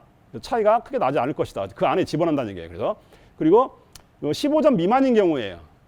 15점 미만인 경우. 그러니까 어떤 친구는 제일 잘 본 친구가 95점이었는데 그다음에 가장 못 본 친구가 예를 들면 90점이라고 해볼게요. 그러면 이건 15점도 아니라 5점밖에 차이 안 나잖아요. 이제 그럴 경우를 얘기하는 거예요. 그럴 때는 60점, 이건 좀 더 계산하기가 쉽습니다. 그러면 뭐 95 마이너스 뭐 90 하게 되면 5점이니까 55점이 만점이 되겠죠. 이런 식으로 계산을 한다 그런 얘기예요. 이해 가시죠? 그래서 이렇게 수능 점수가 60점을 만점으로 계산해서 서로 이렇게 계산하는 모집 단위 중에 가장 큰 점수와 가장 작은 점수를 빼고 그다음에 또는 뭐 기본 점수를 더하고 이런 형태로 간다라는 점을 좀 아시면 좋겠습니다. 이건 제가 시뮬레이션도 다 한번 해봤습니다. 제법 큰 차이는 안 나더라고요, 사실은. 근데 이제 교과가 더 많이 반영될 것이다 그런 말도 하시잖아요. 사실 교과 부분을 이것도 역시 시뮬레이션을 좀 해봤는데요. 의외로 이것도 역시 큰 차이는 안 납니다. 무슨 얘기냐면 지역균형 선발 전형 같은 경우는 일단 교과가 40이라고 했으니까 숫자적으로 봤을 때는 굉장히 크게 보이잖아요. 그죠? 그런데 실제 크게 보이는 40점이라는 숫자가 여기도 보시게 되면 기본 점수를 줍니다. 30점이라는 기본 점수를 줘요. 그래서 30점을 기본 점수를 갖고 가기 때문에 결국은 10점 내에서 차이가 날 거라는 거죠. 교과 점수가. 근데 가만히 생각해 보면은 결국은 지역균형이라는 얘기는 보통은 우리가 수시에서 알 수 있듯이 추천을 받아가지고 하는 거잖아요. 특히 재학생들 위주로. 약간 그런 개념이라고 보시면 될 텐데 어쨌든 지역균형으로 즉 지원하는 학생들 자체가 이미 충분히 내신에서 내신 교과가 안정적인 학생들일 것이다라는 거예요. 그래서 큰 차이는 안 날 것이다. 예를 들면 AA 그러면 10점 만점을 받고요. 그 다음에 AB 그럼 8점 받고요. BB를 받게 되면 6점을 받고요. 그 다음에 BC를 받게 되면 3점이고요. CC를 받으면 0점입니다. 5가지의 어떤 조합으로 해가지고 하는데 예를 들면 AA부터 BB까지는 4점까지밖에 차이가 안 납니다. 그 얘기는 제가 생각할 때 기본 점수 30점을 부여하고 그리고 점수 차이가 AA와 BB가 차이가 4점이기 때문에 이게 점수가 과연 큰 걸까라는 것을 한번 생각해 볼 수 있다는 얘기죠. 그래서 대체적으로 여기 지역균형에 쓰는 원서를 지원하는 그런 학생의 경우는 아마 대체적으로는 뭐 AA 아니면 AB일 가능성이 상당히 크지 않을까라고 이렇게 판단이 됩니다. 그래서 교과 평가를 할 때 점수는 2인 평가 등급을 조합해가지고 합니다. 평가자가 2인이. 그래서 그런 부분들을 참고하기 때문에 그렇게 큰 차이가 나지 않을 것이다 라는 것을 아실 수가 있겠습니다. 자, 그럼 일반 전형입니다. 일반 전형은 이제 1단계 첫째, 수능을 통과했기 때문에 기본적인 수능은 어느 정도 갖고 있다고 보시면 될 것 같아요. 오히려 기본적인 수능 성적을 다 갖고 있습니다. 통과했으니까. 그런데 이제 이 통과했던 학생들 대상으로 다시 2단계에서 교과가 몇 점 들어간다고 그랬죠? 20점이 들어갑니다. 그래서 1단계 성적이 80점. 1단계. 그다음에 1단계 성적 80점 그대로 가져오고 그다음에 교과 평가를 20점을 가능해서 100점 만점을 하는데요. 이것도 역시 마찬가지로 1단계에서 넘어온 학생들의 성적이 차이가 많이 나면 그 정도 차이가 얼만큼 나느냐예요. 예를 들면 지금 현재 역시 20점 이상이 차이가 날 경우를 말하는 거예요. 20점 이상이 차이 난 경우 여기는. 그래서 기본적으로 20점 이상이 차이가 나는 사실 정시 일반 전형에서 차이가 날까라고 생각해봤지만 인원이 많이 뽑는 집단 있잖아요. 예를 들면 경영학과 같은 경우도 56명을 선발하거든요. 정시에서. 올해 같은 경우 그랬어요. 정시에서 56명을 선발합니다. 그러니까 56명을 선발하다 보니까 예를 들면 1단계에서 2배수를 뽑게 되면 100명이 넘는 인원이잖아요. 굉장히 많은 인원이 선발되다 보니까 제일 잘 본 친구와 제일 잘못 본 친구와 성적이 낮은 친구 간의 점수 차이가 20점 이상으로 벌어질 수도 있겠다라는 생각이 들어요. 그렇다면 그럴 경우에는 이렇게 기본 점수 60점을 역시 더해주는 형태로 해석하고요. 그 다음에 20점 미만인 경우에는 80점을 기본으로 하고 그 다음에 제일 잘 본 점수에서 제일 지원자 점수를 이렇게 빼버리는 그런 형태로 이렇게 보면 될 것 같습니다. 자, 그래서 그렇게 해서 점수가 나오고요. 그 다음에 2단계에서 이제 교과 평가인데요. 역시 이것도 20점이라고 그랬죠. 아까 그 지균과 거의 흡사 비슷한 그렇게 보시면 될 것 같은데요.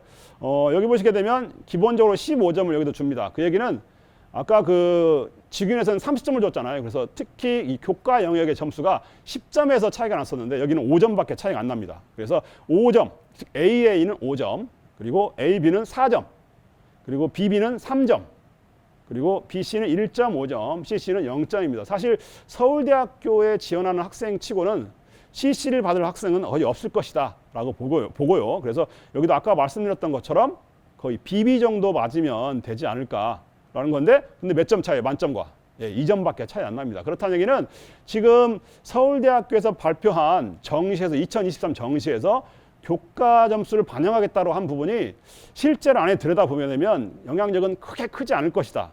그렇지만 제가 다수의 어떤 그 정시 작업을 해본 결과 영향력은 크지 않아 보이지만 사실은 또 영향력이 있을 수도 있습니다. 왜 그러냐면 점수의 당락이 그러니까 합격의 당락이 0점 몇 점 차이로도 실제로 점수가 합격이 되고 또는 떨어지고 하는 경우를 제가 많이 봤습니다. 그래서 그런 의미로 본다면 영향력이 있을 수도 있지만 또 다른 한편은 또 없을 수도 있다는 건데 이것은 결국은 케이스 바이 케이스라는 것이라고 할 수가 있겠어요. 그래서 어떤 학생들이 주로 많이 지원했느냐 그런 거에 따라서 역시 이걸 판단해 볼 수가 있는데요. 이 부분은 지금 아직까지 한 번도 나온 결과가 없기 때문에 예측은 할 수가 없지만 우리가 그래도 좀 아무튼 우려가 되는 부분은 좀 어느 정도 좀 있다라는 거예요. 그래서 사실 서울대학교가 이렇게 정시에서 교과를 반영하겠다는 이유는 고등학교 현장에 어떤 정시, 즉 수능 끝나고 나면 보통 기말고사를 보잖아요. 3학년들이 기말고사를 볼 텐데 기말고사까지 좀 최선을 다해달라라는 그런 의도도 저는 약간 있지 않을까라는 저 개인적인 생각을 좀 가져봅니다. 그래서 그런 의도로 본다면 저는 서울대학교에서 추진하고 있는 부분들이 나름대로 좀 저는 좀 응원해주고 싶은 그런 마음도 좀 없잖아 있습니다. 자, 여기 보면 교과 평가 기준이 이렇게 나와 있어요. 참 이게 그 기준을 제시를 해줬는데요. 참 재밌습니다. 어떤 그 점수에 대한 부분을 하는 게 아니라 A라고 한번 볼게요. 등급. 거기 보시면 맨 위에 이렇게 써 있어요. 기준. 모집 단위 학문 분야 관련 교과목을 적극적으로 선택하여 이수하고 전 교과 성취도가 우수하며 교과별 수업에서 주도적 학업 태도가 나타났다라고 되어 있는데 그 내용 박스 치는 데를 한번 볼게요. 자, A등급 평가 사례입니다. 공과대학 지원자라고 했는데 모집 단위 관련 진로 선택 과목 2과목 이상을 선택해서 이수한 경우 예를 들어서 뭐라고 써 있어요. 물리학 2라든가 화학 2라든가 또는 기하를 이수했어요. 그리고 기초교과 영역 국어, 수학, 영어죠. 또는 모집 단위 관련 교과목 성적이 1등급에서 2등급 또는 성취도가 A 수준이고 이수한 각 교과 수업에서 충실히 참여한 내용이 나타난 경우 그러니까 기본적으로 2등급 정도까지는 받아놓으면 괜찮다 그런 얘기겠죠. 그죠? 2등급 정도 받으면 괜찮고 성취도 즉 진로교과라면 성취도를 A를 받아야 된다. 그렇게 보시면 될 것 같고요. 그 다음에 이건 그 이수한 각 교과 수업에서 충실히 참여한 내용이니까 이건 뭘까요? 세부능력 및 특기사항이겠죠. 세부능력 및 특기사항에서 기록이 참 그 적절하게 잘 이루어졌다라고 한다면 A라는 등급을 받게 된다는 거예요. 그다음 B는 좀 더 약간 난해하긴 합니다. 사실 이렇게 글 써놓은 것들이 대학 학업 수행에 필요한 일반적인 수준의 교과 성취도 및 교과 이수 내용, 학업 수행 능력이 나타났다라고만 돼 있습니다. C는 거의 교과 성취도 및 교과 이수 내용이 미흡하다라는 얘기는 사실 이 정도까지 나올지는 없겠지만 충실하게 고교 생활도 역시 하지 않았다라고 판단되는 그런 학생은 C를 준다는 얘기인데 대부분은 아마 A를 받지 않을까 싶어요. 그래서 크게 영향력은 끼치지 않겠다라는 게 제 개인적인 생각입니다. 자, 그다음에 이제 직접 이제 올해 건국대학교 글로컬 캠퍼스의 전형을 한번 제가 요약해서 가져왔는데요. 이게 지금 그 건국대학교 글로컬 캠퍼스 홈페이지에 올라가 있는 내용입니다. 수시에서 먼저 어떻게 뽑는지 한번 볼게요. 지금 보시게 되면 가장 큰 틀은 수시에서는 학생부 종합전형과 그리고 학생부 교과전형입니다. 그리고 실기 우수자라고 되어 있는데 디자인이라든가 이 디자인 대학은 전부 다 거의 실기 우수자 전형이기 때문에 우리가 일반 학생 전형으로만 생각한다면 학생부 종합전형과 그다음에 학생부 교과전형 이렇게 두 개로 나눠져 있다라고 보시면 됐습니다. 큰 틀로 보게 된다면 근데 이 학생부 종합전형은 자기 추천 전형이라고 되어 있죠. 코지토라고 되어 있는데 이게 뭐든 어떤 제가 어제 찾아봤는데 사실 금방 잊어버렸어요. 내용을. 이름을 좀 학생부 종합전형으로 해도 괜찮을 것 같은데 아무튼 뭐 다른 이름을 지었습니다. 그래서 서류평가가 100이고요. 3배수를 선발합니다. 그리고 2단계에서 1단계 성적과 면접평가를 30% 반영해서 최종 반영을 하는 걸로 되어 있습니다. 그리고 올해 같은 경우가 이제 자기소개서가 폐지가 됐습니다. 그죠? 작년까지는 자기소개서를 받았는데 올해부터는 자기소개서가 폐지가 됐습니다. 그리고 학생부 교과는요 그냥 말 그대로 교과 100으로 선발합니다. 그러니까 가장 간단한 방법은 사실 교과 전형이죠. 그냥 교과 성적만 가지고 그냥 학생을 선발하면 되는 거니까 교과 전형이 가장 교과 100으로 선발하면 그냥 간단하게 선발할 수가 있습니다. 그래서 제가 수시에서 선발한 인원을 봤더니 이 건국대학 글로컬 캠퍼스는요 굉장히 많은 인원을 수시에서 선발합니다. 즉 1393명인데요. 정원외로 뽑는 인원이 118명이에요. 그러니까 정원외까지 합쳐가지고 1393명인데 그렇게 된다면 이 83.46%라는 데는 인원을 굉장히 많은 인원을 수시에서 선발합니다. 저는 개인적으로 제가 그 대입 전형에 다른 관계된 많은 그 다른 대학들에서 제가 자문교사로 활동을 하고 있는데요. 이 건국대학교의 그 포지션을 봤을 때, 이 글로컬 캠퍼스의 포지션을 봤을 때 저는 굉장히 설계가 잘 돼 있다라고 저는 보여져요. 무슨 얘기냐면 지금 아까 처음에 제가 설명드렸던 내용 중에 학령 인구 감소 설명드렸잖아요. 학령 인구가 감소되고 있어요, 점점. 그 얘기는 학령 인구는 감소되는데도 불구하고 여전히 서울 수도권에 있는 대학들은 크게 불안에 떨지 않습니다. 아직까지는요. 그래서 한간에는 이런 말이 있었죠. 벚꽃 지는 순서대로 대학이 힘들 것이다라는 그런 말을 했었습니다. 그죠? 그런데 여기 즉 충주권 정도 되는 대학이 이제 건국대학교 글로컬 캠퍼스잖아요. 그 정도라고 된다면 사실 저는 이런 포지션에서 이렇게 전형을 설계했다는 자체는 굉장히 설계가 잘 돼 있다. 왜? 수시에서 최대한 많이 선발하는 겁니다. 일단. 즉 지방에 있는 대학일수록 수시에서 많이 선발을 해야 됩니다. 왜? 정시까지 가게 되면 굉장히 위험합니다. 특히 올해 정시가 거의 그 지방에 있는 대학 중에는 미달된 대학이 수두룩합니다. 이건 올해 특히나 이게 3년 사이로 제가 2000년생, 2001년생, 2002년 사이로 10만 명 이상이 줄었거든요. 어마어마하게 인원이 줄었어요. 그러면서 수능 응시자도 많이 올해 같은 경우는 코로나 때문에 더 많이 응시도 안 했지만 그러다 보니까 정시가 굉장히 올해 같은 경우는 미달된 사태가 많이 났습니다. 그래서 오늘도 제가 여기 우리 학교에 다른 대학 입학처 관계자가 오셔가지고 추가 모집을 곧 실시할 거니까 꼭 좀 아이들 있으면 보내달라 그런 말씀을 제가 상담을 이렇게 듣고 왔습니다. 그만큼 지방에 있는 대학은 굉장히 심각합니다. 정시에서 뽑고자 하는 인원들이. 그래서 근데 지금 제가 건국대학 글로컬 캠퍼스는 제가 설계 잘했다고 했잖아요. 잘 돼 있는 거예요. 이 정도면. 그래서 엄청나게 잘 돼 있어서 수시를 많이 선발하는 것은 어쨌든 잘 돼 있는 거다라고 보시면 됩니다. 자, 정시를 보겠습니다. 정시. 상대적으로 정시는 굉장히 적습니다. 인원이. 그래서 267명을 선발하는데요. 16.54%를 선발하고 있습니다. 그래서 다군에서 비실기 전형으로 139명을 선발하는데요. 역시 실기가 있는 디자인 대학이라든가 스포츠라든가 골프 이쪽은 137명. 이것도 인원이 적은 인원은 아니에요. 근데 저는 이제 일반 학생을 위주로만 제가 말씀드린다고 했잖아요. 그래서 보니까 지금 한 267명을 정시에서 선발을 합니다. 수능 100으로만 선발합니다. 근데 밑에 보시면 이제 그 전형 그러니까 정원 외 전형이죠. 수시에서 선발하지 못한 인원이라든가 뭐 그런 인원도 또 역시 넘어오는데요. 제가 봤더니 전형 방법을 좀 살펴볼게요. 그래서 참 재미있습니다. 재밌고 단순하고 또 이렇게 굉장히 쉽게 볼 수 있는 그런 거라고 보시면 돼요. 지금 학생부 교과 반영 방법을 보게 되면 반영 지표는 석차 등급 그리고 진로 선택 과목은 성취도만 반영하는 형태로 하고 있고요. 반영 교과에 대한 비율은요. 공통 과목이 40% 반영하고요. 일반 선택 과목 60%고 진로 선택 과목은 가산점을 3% 주는 형태로 반영을 합니다. 그래서 선점 만점으로 아마 해가지고 반영을 하는 것 같아요. 그리고 대학 수학능력 시험인데요. 정말 설계가 참 잘 돼 있습니다. 지금 보시면 2021 작년과 그리고 올해 이제 2022가 될 텐데요. 지금 현재 수능이 바뀌잖아요. 수학이 가형과 나형에서 드디어 이제 수학 영역이 미적분과 기하 또는 확률과 통계로 바뀌기 때문에 미적분과 기하를 선택한 학생들에게 10% 가산점을 주는 거예요. 그리고 과학탐구 역시 과학탐구를 선택한 학생들에게는 8%의 가산점을 주는 형태로 이렇게 해서 하고, 만약에 가산점이 100을 넘어가게 되면 그냥 100으로 해서 만점을 주는 형태로 이렇게 해서 선발을 합니다. 수능 100으로. 그런데 100분위를 이제 그 전형할 때 100분위 그 점수 체계를 100분위를 반영하는데요. 저는 이것도 역시 잘 반영해서 선발하고 있다라고 보여집니다. 그래서 좀 봤어요. 제가 이 올해 이제 올해 선발하는 그 건국대학교 같은 경우 사실 여기에 자료가 어떤 게 없냐면 사실 의예과가 지금 안 나와 있더라고요. 의예과가 지금 이제 현재 건국대학교 글로컬 캠퍼스는 지금 주시하고 있는 게 의학전문대학원이었어요. 여기 의예과죠. 근데 신문에 이렇게 났습니다. 건국대학교가 의학전문대학원을 의과대학으로 전환했다. 그래서 2022년 첫 신입생을 선발한다. 언제요? 예, 12월 18일 날짜 뉴스니까 12월 16일 날 교육부의 승인을 받았다고 되어 있습니다. 그래서 이게 충주 뉴스에 나왔더라고요. 보시면 이렇게 되어 있습니다. 그래서 2022에서 2023학년도에는 의료 인력 수급을 유지하기 위해 의학전문대학원과 의과대학 신입생 각각 40명씩 사전 선발한다라고 되어 있습니다. 그냥 각각 선발하는 거예요. 각각.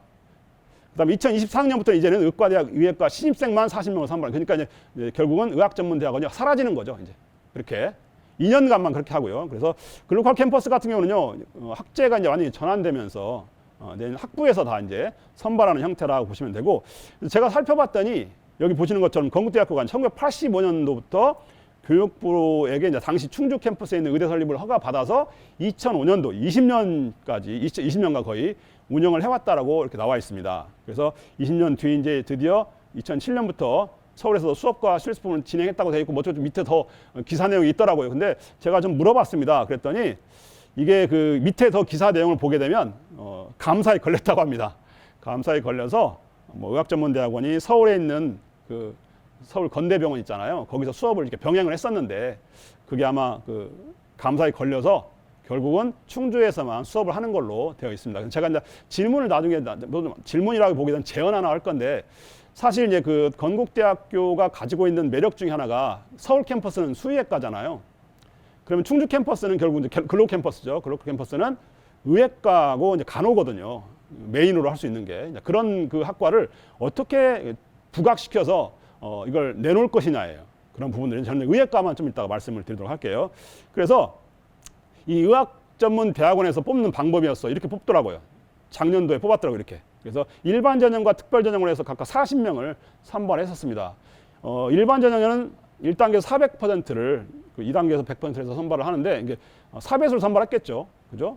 네, 뭐 전형 방법이 나와 있는 것처럼 학부 성적이라든가 이렇게 성적을 해서 뽑았어요. 이제는 뭐 이 뽑는 것이 아니니까 참고로만 보시면 돼요. 근데 2004년부터 의학전문대학원이 원래 계속해서 운영이 됐었죠. 근데 드디어 올해가 이제 2021년이 되면서 굉장히 많은 대학들이 다 의학전문대학원에서 이제 다 포기하고 학부에서 선발하는 형태로 바뀌었습니다. 그래서 아마 하나 남은 대학이 차의학전문대학원만, 차의과학전문대학원만 남은 걸로만 저는 알고 있습니다. 근데 다 이제 없어지고요. 다 없어질 것 같아요. 근데 그것도. 네.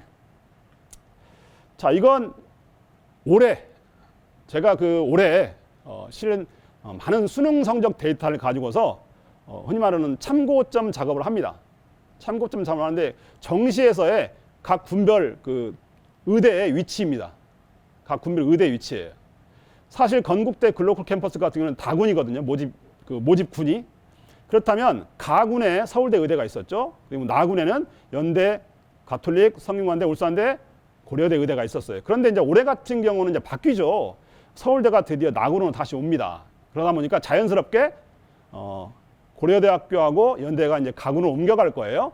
근데 경희대학교도 발표를 했죠. 가군에 있는 경희대 의대도 역시 의대만 온다고 그래요. 나군으로 따라서.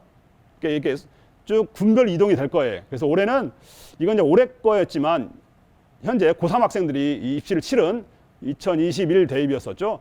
그런데 2022가 된다고 한다면 올해 같은 경우는 어떻게 바뀔 거냐예요. 그렇다면 포지션을 어떻게 놓을 거냐입니다.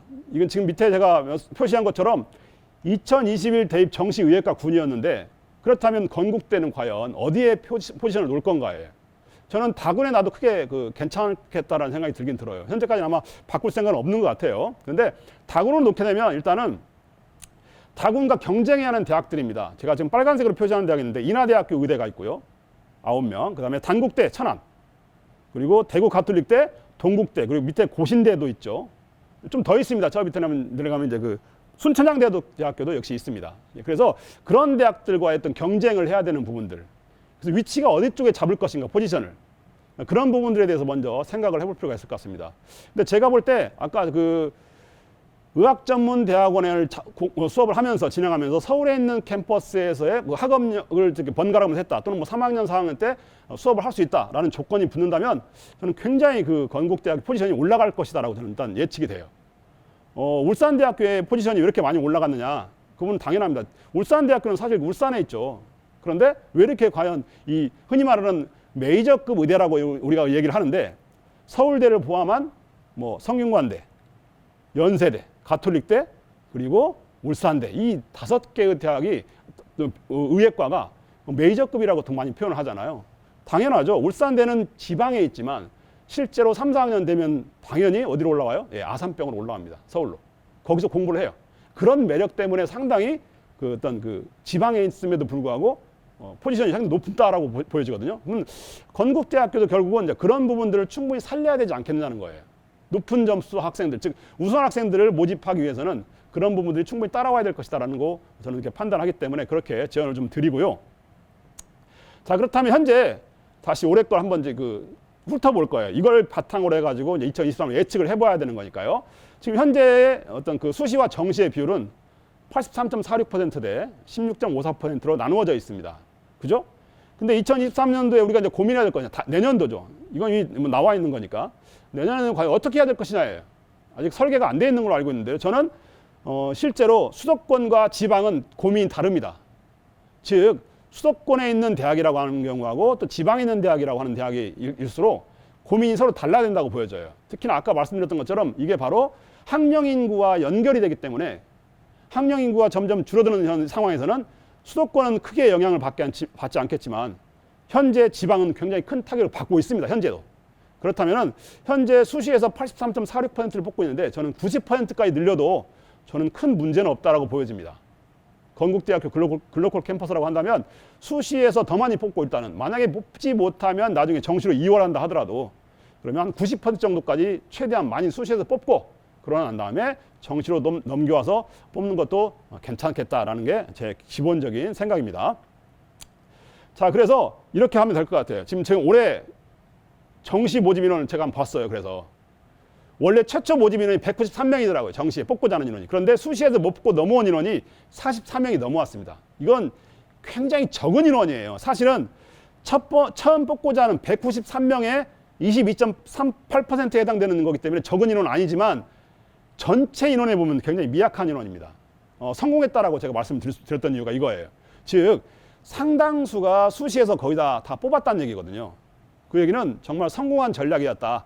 건국대학 글로컬 캠퍼스의 어떤 포지션에서 봤을 때 상당히 좀 잘 선발되었다라고 할 수가 있습니다. 그래서 올해 수능에서 정시를 보니까 최종 237명을 선발했는데 최초 모집 인원 193명에 2월된 인원 44명에서 237명을 선발했다라고 할 수가 있습니다. 그리고 그 밑에 제가 써있죠. 고른교회 전형에서 7명, 그리고 재외국민 전형이 21명이 여전히 선발했는데 아마 이건 다 인원을 못 채울 거라고 보여집니다.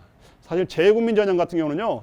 모든 대학이 정원외로 해서 선발을 하는데 사실 서울권에 있는 학교를 제외하고는 거의 미달입니다. 이것은 어쩔 수가 없는 거니까 흉내는 내야 되는데 아마 거의 다 채워지진 않을 거라고 그렇게 생각이 듭니다. 자, 그래서 제가 2020 대입 결과를 한번 봤어요. 이것은 어디가 셈에 나와 있는 겁니다.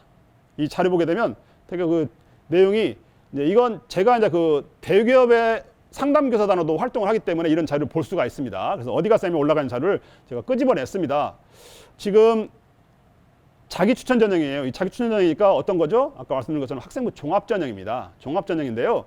거기 보시게 되면 모집 인원에 대해서 경쟁률 나와 있죠. 그다음에 충원 인원까지 나와 있습니다. 그리고 50% 컷의 학생부 등급, 교과 등급, 그리고 70% 컷에서의 학생부 교과 등급이 나와 있습니다. 그런데 여기는 70% 컷이 나와 있죠. 그런데 학교 홈페이지, 건국대학교 글로컬 캠퍼스의 홈페이지에 올라가 있는 자료를 보게 되면 이렇게 올라와 있어요. 80% 컷으로 해서 올라가 있습니다. 그래서 비교해 보시면 다 이해가 갑니다. 4.8이니까 5.0으로 떨어졌죠. 80% 컷이니까 더 떨어질 수 있겠죠. 그죠? 3.3에 3.64 떨어졌죠. 근데 공공인지학부 같은 경우는요, 거의 70% 컷과 80% 컷이 차이가 별로 안 납니다. 그죠? 예, 차이가 거의 미약하죠. 예. 그 다음에 공공인지학부 유아교육과는 차이가 좀 났죠. 3.6등급이었는데 4.15니까. 그 다음에 문화 콘텐츠도 4.3, 4.4 차이가 별로 안 났죠. 그 다음에 ICT 융합공학부라든가 또는 친환경과학부 이런 공과대학 쪽은 좀 더 차이가 많이 나더라고요. 보면 공대 쪽은. 그러니까 자연계열이 좀 더 점수 차이가 좀 더 많이 벌어지는 것 같아요. 그래서 보시게 되면 80% 컷이 5.54, 5.78 등급 정도에서 벌어졌다라고 보시면 될 것 같아요. 그리고 간호복지, 간호학과 쪽은 좀 더 여전히 높은 편이죠. 그죠? 네, 그래서 그렇게 보시면 될 것 같고요. 그래서 차이가 여기 보시게 되면 70% 컷과 80% 컷이 적절하게 잘 구성이 돼서 정확하게 표현되었다라고 좀 볼 수가 있습니다. 마찬가지로 교과 전형도 마찬가지예요. 교과 전형도 보게 되면 교과 전형에서의 어떤 등급도 비슷하게 보여집니다. 즉 어디가 쌤에 공개된 자료하고 그다음 학교 홈페이지에 공개된 자료하고 거의 비슷합니다. 그죠? 3.9, 3.5, 2.72, 2.7. 경찰학과 같은 경우는 거기 우수한 학생들이 많이 모인다는 것을 알 수가 있어요. 그러다 보니까 굉장히 조밀조밀하죠. 조밀조밀하게 몰려 있고요. 그다음에 문헌정보나 유아교육도 마찬가지입니다. 근데 역시 자연계 쪽에서는 ICT 융합이라든가 친환경 이런 쪽은 좀 더 벌어지는 현상을 볼 수가 있겠습니다. 문제는 정시입니다. 정시는 좀 고민을 해봐야 할 것 같아요. 지금 현재 제가 정시 자료를 개발하면서 만들면서 제작하면서 많이 느꼈던 것 중에 하나가 건국대학교의 어떤 그 공개된 자료가 좀 약간 뭐랄까 고개를 갸우뚱하게 만드는 그런 부분이 있었습니다. 무슨 얘기냐면 지금 여기 보시면 어디가 쌤에 올려진 자료는 상당히 공개가 잘 돼 있다고 보여져요. 나름대로 물론 이 정시에서 이 건국대는 어떤 전형을 뽑냐면요, 2개 잘 본 걸로만 뽑습니다. 2개. 예를 들면 4개 영역 중에 국어, 수학, 영어, 탐구 영역 중에 탐구는 한 과목입니다. 잘 본 거 2개만 반영하는 거예요. 그러니까 굉장히 점수가 높아요. 발표되는 보게 되면. 근데 보시는 것처럼 지금 현재 국어, 수학, 영어는 나와 있지 않죠. 영어는 나와 있지 않습니다. 그런데 지금 디자인 학부만 보더라도 73, 24, 97. 즉 탐구는 엄청 잘 봤고 수학은 완전 못 본 친구들. 그러니까 여기는 절름발이처럼 그 나와 있는 성적 형태가 굉장히 많이 존재할 수밖에 없어요. 저는 근데 이것도 굉장히 설계가 잘 돼 있다고 보여집니다. 어쨌든 정시에서 이 건국대학교 글로벌 캠퍼스만의 어떤 포지션에서 뽑는다고 한다면 이렇게 하지 않으면 사실 미달될 가능성도 없잖아 있어요. 그런데 이렇게 2개의 전형만 가지고 선발하게 되면 어쨌든 미달은 안 납니다. 왜? 학생들이 이 수능을 보게 되면 골고루 다 잘하면 좋겠지만 꼭 하나를 또는 2개가 펑크가 나는 경우가 생겨요. 그래서 그런 학생들이 흡수하면 되잖아요. 그런 학생이 흡수하면 되는 건데 전략이 굉장히 잘 돼 있다라고 보여져요. 그래서 보면 평균 보게 되면 상당히 적절하게 잘 구성되어 있죠. 그런데 홈페이지에 공개된 거 보면 깜짝 놀랍니다. 이거 홈페이지에 공개된 거예요. 수능 100분위가 평균으로 나타나는데 거의 96.8, 96.44, 90.4 이런 식으로 막 나와 있죠. 최저 80%도 어떻게 돼 있어요? 95 이렇게 돼 있어요. 이거 보면 거의 연구대급입니다. 예, 그 정도로 상당히 저는 높게 설정이 돼 있다고 보여집니다. 근데 좀 더 이걸 갖다가 어쨌든 이 홈페이지에 공개되어 있는 자료는 아까 이것처럼 공개됐으면 더 좋겠다는 생각입니다. 그래야지만이 지원자들이 어쨌든 전년도 결과를 볼 때 이렇게 보는 자료하고 여기서 이렇게 보여지는 자료는 차이가 저는 많다라고 보여집니다. 일단 이렇게 보게 되면 쫄려가지고 못 씁니다, 원서를. 그런데도 불구하고 저는 경쟁률 올해 보고 왔더니 나름대로 또 성공한 것 같아요. 경쟁률도 상당히 높았던 다른 대학에 비해서 이런 정도, 그러니까 건국대학교 글로벌 캠퍼스와 좀 비슷하게 경쟁을 할 수 있는 대학과 비교했을 때 괜찮게 나왔다라고 저는 그렇게 생각이 되거든요. 그래서 그런 점에서 본다면 어쨌든 건국대학교가 전형 설계를 잘했다라고 저는 이렇게 칭찬을 해주고 싶습니다. 자, 마지막입니다. 그래서 2023 이후 대입 전형 방향을 어떻게 잡을 것이냐입니다. 네, 그래서 올해 즉 2022학년 대입 전형 그대로 유지할 것이냐, 아니면 수시를 확대해서 할 것이냐, 또 그렇게 되면 정시가 축소되겠죠. 이렇게. 그리고 또 한 가지 이제 의예과입니다. 제가 의예과에 대한 부분인데요. 수시를 만약에 선발하게 된다면 40명을 선발하잖아요. 40명을 선발했을 때 그럼 정시는 어느 정도 선발할 것이고 수시는 얼마큼 선발할 것인가. 그래서 그런 비슷한 포지션에 있는 학교 또는 이렇게 비교할 수 있는 그런 대학들을 제가 같이 써봤습니다.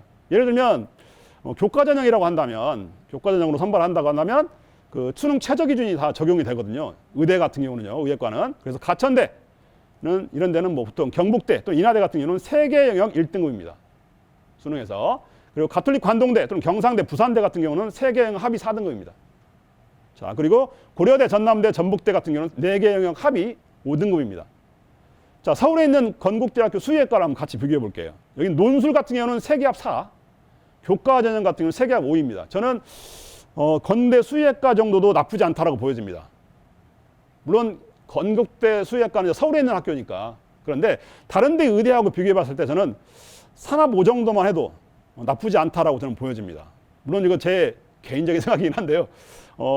만약에 올해가 지나서 이제 한 번 더 겪어보게 되면 2023을 설계를 하실 때 어떻게 설계를 하는 것이 좋을지를 한번 충분히 고민을 해봐야 될 것이라고 보여집니다. 그래서 제가 이 2023 이후에 이 건국대학교 글로벌 캠퍼스의 대입 전형이라는 것은 결국은 제가 제안드리는 것은 2022학년도 대입 전형을 유지를 하되 인원에서 봤을 때는 수시를 좀 더 확대해가지고 90%까지 좀 더 늘리는 방향으로 가면 좋겠고, 그다음에 가장 궁금한 것 또는 또 관심을 많이 갖고 있는 부분이 이제 의예과거든요. 의예과가 올해 같은 경우가 내년까지는 결국은 의학전문대학원과 의예과에서 양 두 군데서 같이 모집하기 때문에 크게 아마 배고픔은 없으실 것 같아. 근데 그렇다 하더라도 이제 2024부터는 의학전문대학원이 없어지니까 선발하지 않으니까 이런 학부모 모집을 하는 이 의예과 모집에 대해서 좀 2년 동안 충분히 좀 고민을 하셔가지고 수시에서는 몇 명 모집할 것이고 또 정시는 어떤 군의 포지션을 놓고 뽑을 것이고 그리고 마지막으로 수능 최저 기준은 어느 정도 놓는 게 적정할지를 충분히 고민을 하셔가지고 한번 설계가 잘 됐으면 좋겠습니다. 제가 오늘 학령 인구 변화에 따른 2023 이후에 어떤 대입 전형 변화를 가지고 감히 제가 좀 발표를 드렸는데요. 아무쪼록 제가 말씀드렸던 내용들이 어떤 대입 전형을 이해하는데 또는 학생들의 대입을 진학하는 데 있어서 좀 많은 도움이 되기를 바라겠습니다. 오늘 강의 여기서 마치도록 하겠습니다. 감사합니다.